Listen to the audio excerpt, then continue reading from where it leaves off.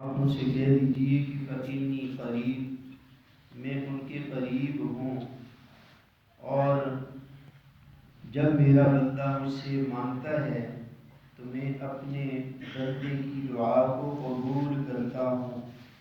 رسول پاک علیہ السلام نے فرمایا کہ دعا ہی عبادت ہے۔ دوسری روایت میں فرمایا الدعاء مخ العبادہ، کہ دعا عبادت کا مغز توڑ ڈھونڈا ہے۔ میرے بھائی اور دوستو، دعا کی قبولیت کے اللہ نے کئی درجے رکھے ہیں۔ علماء نے لکھا ہے سب سے پہلے اللہ سے مانگنے والے کو یقین ہو کہ اللہ میری دعا کو قبول کرتا ہے۔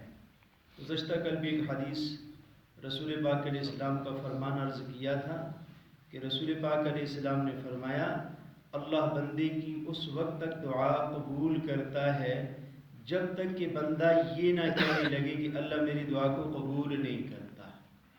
تو یہ جملہ نہیں کہنا چاہیے کہ میری دعا کہاں قبول ہوتی ہے۔ تو اللہ کی ذات سے مانگا جائے، یقین سے مانگا جائے، تو جب ایمان والا یقین سے اللہ سے مانگتا ہے تو اللہ اس کی دعا کو قبول کرتا ہے۔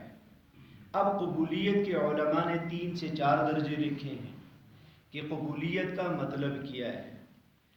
قبولیت کا مطلب یہ ہے کہ کبھی کبھار بندہ اللہ سے جو مانگتا ہے اللہ بعینی ہی وہی دے دیتا ہے۔ میں نے مانگا ہے اللہ وہ فلانی دکان بک رہی ہے، میرے پاس اتنے پیسے نہیں ہیں، اے اللہ وہ فلانی دکان تو مجھے دے دے۔ اللہ قبول کرتا ہے، بعینی ہی وہی دکان یہ خرید لیتا ہے۔ قبولیت کا دوسرا درجہ یہ ہے کہ اللہ وہ نہیں اس سے بڑھیا اور اعلیٰ دے دیتا ہے۔ یہ مانگ رہا تھا پرچون کی دکان، اللہ نے تھوک کا نظام اس کے حوالے کر دیا۔ تو بندہ جب یقین سے مانگتا ہے تو اللہ کبھی بعینی ہی وہی دے دیتا ہے اور کبھی اس سے بڑھیا چیز دے دیتا ہے۔ تیسرا قبولیت کا درجہ یہ ہے کہ کبھی کبھار ایسا ہوتا ہے کہ بندہ اللہ سے مانگتا ہے اللہ فلانی دکان مجھے مل جائے، فلانی نوکری مل جائے، فلان جگہ رشتہ ہو جائے، وہاں رشتہ نہیں ہوتا، دکان نہیں ملتی، وہ کاروبار وہ نظام نہیں چلتا، اس کے عوض اللہ تعالیٰ کسی بڑی پریشانی اور مصیبت سے اس کی حفاظت کرتا ہے۔ کہیں دھماکے میں گیا بچ گیا وہ دعاؤں کی برکت سے۔ تو کبھی اللہ بعینی ہی وہی دے دیتا ہے، کبھی اللہ اس سے بڑھیا دے دیتا ہے، کبھی یہ ہوتا ہے کہ اللہ وہ چیز نہیں دیتا، اس کے عوض اللہ پاک کسی بڑی پریشانی سے اس مانگنے والے کی اللہ حفاظت کر دیتا ہے۔ اور چوتھا درجہ جو علماء نے لکھا ہے حدیث پاک کے اندر آتا ہے، چوتھا درجہ یہ ہے کہ اللہ پاک بندے کی مانگی ہوئی دعاؤں کو دنیا میں قبول نہیں کرتا، اللہ اپنے خزانے میں محفوظ رکھتا ہے۔ رسول پاک علیہ السلام نے فرمایا قیامت والے دن اللہ پاک بندے کو بلائے گا اور فرمائے گا میرے بندے تو نے فلانی دعا مانگی تھی وہ قبول ہوئی تھی؟ بندہ کہے گا اللہ ہاں وہ قبول ہو گئی۔ پھر اللہ فرمائیں گے تو نے فلانی دعا بھی مانگی تھی وہ قبول ہو گئی تھی؟ کہ اللہ وہ بھی قبول مل گئی تھی وہ چیز۔ پھر اللہ فرمائے گا وہ فلانی چیز تو نے مانگی تھی تجھے ملی تھی؟ کہ اللہ وہ تو نہیں ملی۔ اللہ فرمائے گا اس کے عوض میں جنت کی یہ نعمت تجھے مل گئی۔ پھر اللہ فرمائے گا میرے بندے تو نے وہ فلانی دعا مانگی تھی دنیا میں قبول ہوئی تھی؟ کہ اللہ وہ تو ملی ہی نہیں تھی۔ اللہ فرمائے گا اس کے عوض تو میں یہ محل دیتا ہوں۔ حضور علیہ السلام نے فرمایا اس دن بندہ یہ خواہش عرض کرے گا، خواہش کرے گا کاش کہ میری دنیا کی کوئی دعا دنیا میں قبول ہی نہ ہوتی۔ تو یہ پہلے یقین ہو اور پھر غفلت کی بنیاد پہ دعا چھوڑنی نہیں چاہیے، مستقل مانگنی چاہیے۔ تو اللہ نے یہ قبولیت کے 4 درجے، کبھی اللہ وہی دیتا ہے، کبھی اللہ اس سے اعلیٰ دے دیتا ہے، اور کبھی اللہ اس دعا کی برکت سے بڑی پریشانی سے اللہ نجات دے دیتا ہے، اور پھر چوتھا درجہ یہ ہے اللہ اپنے خزانے میں ان دعاؤں کو محفوظ رکھتا ہے، اور پھر قیامت والے دن اللہ پاک اس کا عوض بندے کو دے گا اور بندہ کہے گا کاش کہ دنیا میں میری کوئی ایک دعا بھی قبول نہ ہوتی، مجھے دنیا کی کوئی چیز ملتی ہی نہ۔ تو بہرحال یہ کہ یقین سے مانگے اللہ دیتا ہے، اور دینے کے یہ 4 درجے، دینے کے یہ 4 درجے۔ حسن بصری رحمۃ اللہ علیہ نے ایک مرتبہ فرمایا لوگوں تم دعا مانگتے ہو تمہاری دعا قبول نہیں ہوتی تو ایک کام کیا کرو. لوگوں تم دعا مانگتے ہو تمہاری دعا قبول نہیں ہوتی تو ایک کام کیا کرو. اور پھر خود فرمایا وہ کام یہ ہے کہ تم پاک زبان سے دعا کیا کرو. تم پاک زبان سے دعا کیا کرو. شاگردوں نے کہا حضرت یہ پاک زبان کون سی ہے؟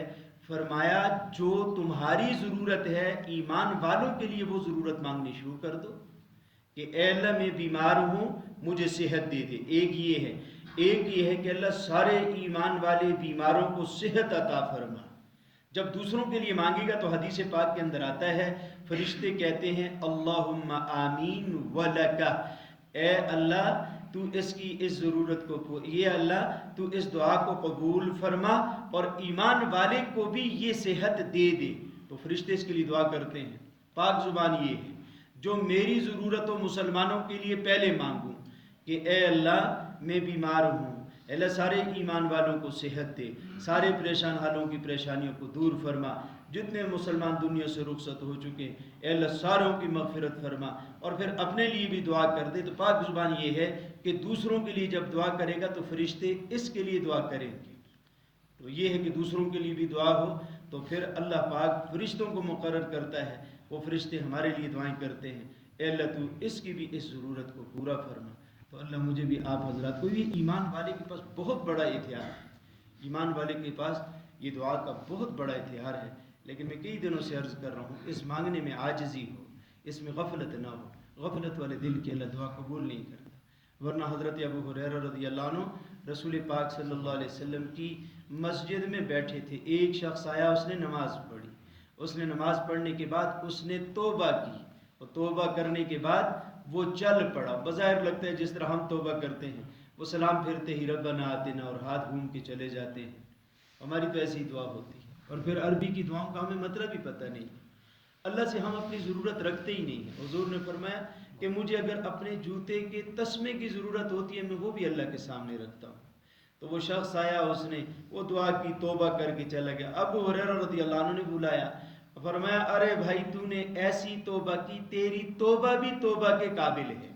یہ جو تو نے اللہ سے معافی مانگی ہے نا، یہ معافی مانگنا وہ لگتا ہے غفلت میں بیچارہ وہ مانگ کے چلا گیا، اس کی عجیب کوئی حرکت ہوگی. فرمایا تیری توبہ بھی توبہ کے قابل ہے.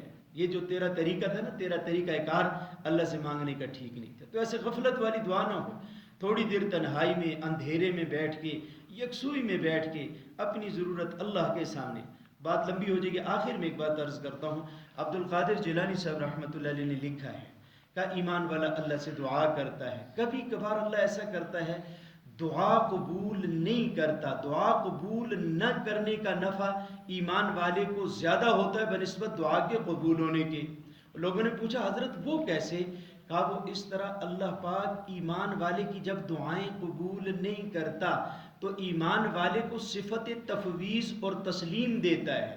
وہ تسلیم کا مطلب یہ کہ بندہ اپنے آپ کو اللہ کے حوالے کرتا ہے.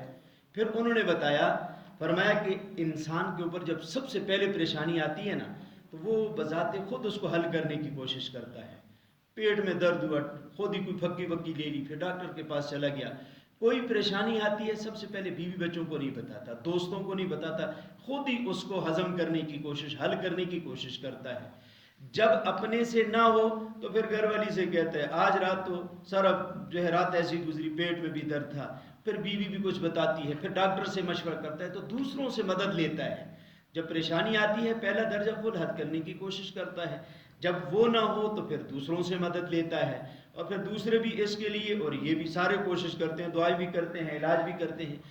اگر بالکل نہ ہو، نہ اپنے سے حل ہو رہا ہو نہ ڈاکٹر سے، تو اس حالت میں دنیا والوں سے نا امید ہو کر صرف ایک اللہ کی طرف متوجہ ہوتا ہے.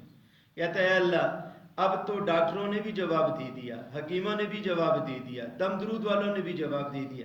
اے اللہ اب ایک ہی راستہ ہے، وہ راستہ تیرا راستہ ہے، تیرا در ہے.